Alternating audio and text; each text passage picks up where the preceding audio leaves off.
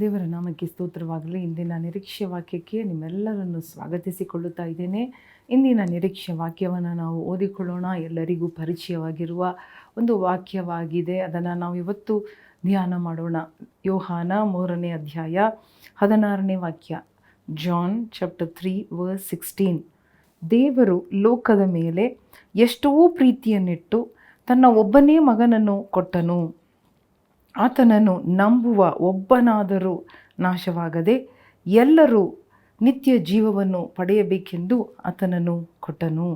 ನೋಡಿ, ಇಲ್ಲಿ ದೇವರು ತನ್ನ ಪ್ರೀತಿ ಲೋಕದ ಮೇಲೆ ಎಷ್ಟೋ ಪ್ರೀತಿಯನ್ನು ಇಟ್ಟು ಎಂಬುದಾಗಿ ಬೈಬಲ್ ಹೇಳುತ್ತಾ ಇದೆ. ದೇವಾದಿ ದೇವರು, ಪರಲೋಕದ ದೇವರು, ಪರಲೋಕದಲ್ಲಿ ವಾಸವಾಗಿರುವ ದೇವರು ಈ ಭೂಮಿಯ ಮೇಲೆ ಕಣ್ಣಿಟ್ಟು ಈ ಭೂಲೋಕವನ್ನು ನೋಡಿ, ಈ ಭೂಲೋಕ ಯಾವ ರೀತಿಯಾಗಿ ಮುರಿಯಲ್ಪಟ್ಟು ಬಾಧಿಸಲ್ಪಟ್ಟು ಶಾಪಗೆ ಒಳಗಾಗಿ ಕತ್ತಲಿಂದ ಆವರಿಸಲ್ಪಟ್ಟಿತ್ತು ಎಂಬುದಾಗಿ ಈ ಲೋಕದ ಮೇಲೆ ಅವರು ಎಷ್ಟೋ ಪ್ರೀತಿಯನ್ನು ಇಟ್ಟರೆಂಬುದಾಗಿ ನೋಡುತ್ತಾ ಇದ್ದೇವೆ. ಆತನ ಪ್ರೀತಿಯನ್ನು ನೋಡುವಾಗ ಅದು ಎಂಥ ಪ್ರೀತಿ ಎಂಬುದಾಗಿ ನೋಡುವಾಗ ಅದು ನಮ್ಮನ್ನು ಕಾಪಾಡುವ, ಅದು ನಮ್ಮನ್ನು ರಕ್ಷಿಸುವ ಪ್ರೀತಿಯಾಗಿದೆ.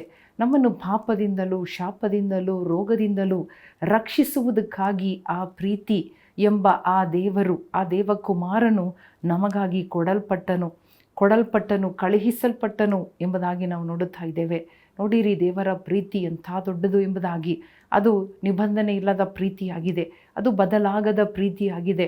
ನಮ್ಮ ಪರಿಸ್ಥಿತಿಗಳನ್ನು ನೋಡಿ ನಮ್ಮನ್ನು ಪ್ರೀತಿ ಮಾಡುವ ಪ್ರೀತಿ ಅಲ್ಲ, ಬದಲಾಗದ ಪ್ರೀತಿಯಾಗಿದೆ, ನಿರಂತರ ಪ್ರೀತಿಯಾಗಿದೆ. ಹಲ್ಲೆಲೂಯಾ. ಈ ಪ್ರೀತಿ ನಮ್ಮ ಮೇಲೆ ಇಟ್ಟ ಕಾರಣ ನಾವು ಎಷ್ಟೇ ಸಾರಿ ಎಡವಿದರೂ, ಎಷ್ಟೇ ಸಾರಿ ದೇವರನ್ನು ಅಲ್ಲಗಳೆದರೂ ಆ ಪ್ರೀತಿ ಮಾತ್ರ ಬದಲಾಗದೆ ನಿರಂತರವಾಗಿ ನಮ್ಮನ್ನು ಪ್ರೀತಿ ಮಾಡುತ್ತಾ ಇರುವ ಒಂದು ಪ್ರೀತಿ. ಹಲ್ಲೆಲೂಯಾ.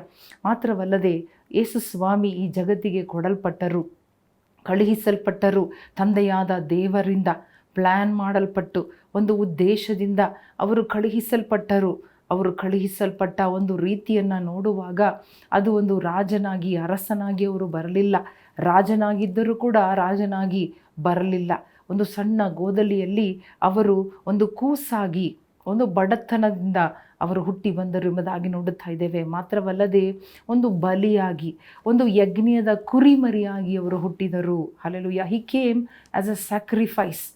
ಹಳೆಯ ಒಡಂಬಡಿಕೆಯಲ್ಲಿ ನೋಡುವಾಗ ಜನರ ಪಾಪಗಳ ವಿಮೋಚನೆಗಾಗಿ, ಜನರ ಪಾಪಗಳ ಕ್ಷಮಾಪಣೆಗಾಗಿ ಅವರು ಕುರಿಗಳನ್ನು, ಆಡುಗಳನ್ನು, ದನಗಳನ್ನು, ಇನ್ನು ಪ್ರಾಣಿ ಪಕ್ಷಿಗಳನ್ನು ಅವರು ಬಲಿಯಾಗಿ ಕೊಡಬೇಕಾಗಿತ್ತು.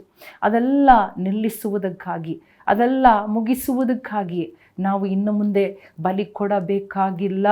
ಅದಾದ ಮೇಲೆ ನಮಗೋಸ್ಕರ, ನಮ್ಮ ಪಾಪಗಳಿಗೋಸ್ಕರ ಯೇಸು ಸ್ವಾಮಿ ಒಂದು ಬಲಿಯ ಒಂದು ಕುರಿಯಾಗಿ, ಒಂದು ಪ್ರಾಣಿಯಾಗಿ ಅವರು ಆ ಜಾಗವನ್ನು ತಕ್ಕೊಂಡು ಈ ಭೂಮಿಗೆ ಬಂದರು ಎಂಬುದಾಗಿ ನೋಡುತ್ತಾ ಇದ್ದೇವೆ. ಅದೇ ಯೇಸು ಸ್ವಾಮಿ ಇವತ್ತು ನಮ್ಮ ಜೀವನದಲ್ಲಿ ಪ್ರವೇಶ ಮಾಡಿ, ನಮ್ಮ ಜೀವನದಲ್ಲಿ ನಮ್ಮನ್ನು ಬಿಡಿಸುವುದಕ್ಕಾಗಿ ನಾವು ಹಾಳಾಗಬಾರದರು, ಒಬ್ಬನಾದರೂ ಕೆಟ್ಟು ಹೋಗಬಾರದರು, ಒಬ್ಬನಾದರೂ ನಾಶವಾಗಬಾರದು. ಇವತ್ತು ಯಾರೇ ನೀವಿರಬಹುದು, ನನ್ನನ್ನು ಕೇಳುತ್ತಾ ಇರುವ ನೀವು ಬಡವರಾಗಿರಬಹುದು, ಓದು ಇಲ್ಲದೆ ಇರುವವರಾಗಿರಬಹುದು, ಕೆಲಸ ಇಲ್ಲದೆ ಇರಬಹುದು, ಅಥವಾ ಯಾವುದೇ ಒಂದು ರೀತಿಯಾದ ಕಷ್ಟದಲ್ಲಿದ್ದರೂ ಕೂಡ ನೀವು ಯಾರು ನಾಶವಾಗಬಾರದು, ಯಾರು ಚಿಂತೆ ಮಾಡಬಾರದು. ಎಲ್ಲರನ್ನ ವಿಮೋಚಿಸಿ, ರಕ್ಷಿಸಿ, ಸಂತೋಷ, ಸಮಾಧಾನ ಕೊಡುವುದಕ್ಕಾಗಿಯೇ ಯೇಸು ಕೊಡಲ್ಪಟ್ಟರು ಈ ಭೂಮಿಗೆ. ನಿಮಗೋಸ್ಕರ, ನನಗೋಸ್ಕರ, ನಮ್ಮೆಲ್ಲರಿಗೋಸ್ಕರ, ಈ ಭೂಮಿಗೋಸ್ಕರ ಯೇಸು ಸ್ವಾಮಿ ಕೊಡಲ್ಪಟ್ಟರು, ಕಳುಹಿಸಲ್ಪಟ್ಟರು. ಹಲ್ಲೆಲೂಯಾ. ಪ್ರೀತಿಯನ್ನು ಸ್ಮರಿಸಿ ನಮಗೋಸ್ಕರ, ಹಲ್ಲೆಲೂಯಾ, ಮನುಷ್ಯರಿಗೋಸ್ಕರ, ಭೂಮಿಗೋಸ್ಕರ ಆಕಾಶವನ್ನು ಬಿಟ್ಟು, ಐಶ್ವರ್ಯವನ್ನು ಬಿಟ್ಟು, ತಂದೆಯ ಬಲಭಾಗವನ್ನು ಬಿಟ್ಟು, ಎಲ್ಲ ಮಹಿಮೆಯನ್ನು ಬಿಟ್ಟು, ಪ್ರಭಾವವನ್ನು ಬಿಟ್ಟು ನಮಗೋಸ್ಕರ ತಂದೆಯಾದ ದೇವರು ಕಳಿಸಿಕೊಟ್ಟ ಆ ಯೇಸು ಕ್ರಿಸ್ತನನ್ನು ನಾವು ಇವತ್ತು ಕೊಂಡಾಡೋಣ, ಆತನಿಗೆ ವಂದನೆ ಹೇಳೋಣ, ಸ್ಮರಿಸೋಣ. ಆತನ ಪ್ರೀತಿ ಎಷ್ಟೋ ದೊಡ್ಡ ಪ್ರೀತಿ, ಬದಲಾಗದ ಪ್ರೀತಿ, ನಿರಂತರ ಪ್ರೀತಿ. ಆ ಪ್ರೀತಿಯನ್ನು ಇವತ್ತು ನಮ್ಮೆಲ್ಲರಿಗೂ ಜ್ಞಾಪಕಪಡಿಸುತ್ತಾ ಇದ್ದಾರೆ ದೇವರು. ಈ ದಿನಗಳಲ್ಲಿ, ಈ ವರ್ಷದ ಕೊನೆ ದಿನಗಳಲ್ಲಿ ನಾವಿದ್ದರೂ ಕೂಡ ದೇವರ ಪ್ರೀತಿ ಮಾತ್ರ ಕಡಿಮೆಯಾಗಲಿಲ್ಲ. ಅದು ನಿರಂತರವಾಗಿದೆ, ಅದು ಇದ್ದ ಹಾಗಿದೆ. ಆ ಪ್ರೀತಿಗಾಗಿ ಸ್ತೋತ್ರ ಮಾಡೋಣ. ಆ ಪ್ರೀತಿ ನಮ್ಮನ್ನು ನಡೆಸುತ್ತದೆ, ನಮ್ಮನ್ನು ಬಿಡಿಸುತ್ತದೆ, ತಪ್ಪಿಸುತ್ತದೆ, ಕಾಪಾಡುತ್ತದೆ, ಜಯ ಕೊಡುತ್ತದೆ. ಏಸಪ್ಪ, ನಿನ್ನ ಪ್ರೀತಿಗಾಗಿ ಸ್ತೋತ್ರ. ತಂದೆಯಾದ ದೇವರೇ, ನಿನ್ನ ಪ್ರೀತಿಗಾಗಿ ಸ್ತೋತ್ರ. ನೀನು ಕಳಿಸಿದ ನಿನ್ನ ಕುಮಾರನಾದ ಯೇಸು ಕ್ರಿಸ್ತನ ಜನನಕ್ಕಾಗಿ ಸ್ತೋತ್ರ. ಯೇಸು ಕ್ರಿಸ್ತನ ನಾಮದಲ್ಲಿ ಬೇಡಿಕೊಳ್ಳುತ್ತೇವೆ ನಮ್ಮ ತಂದೆಯೇ, ಆಮೇನ್, ಆಮೇನ್.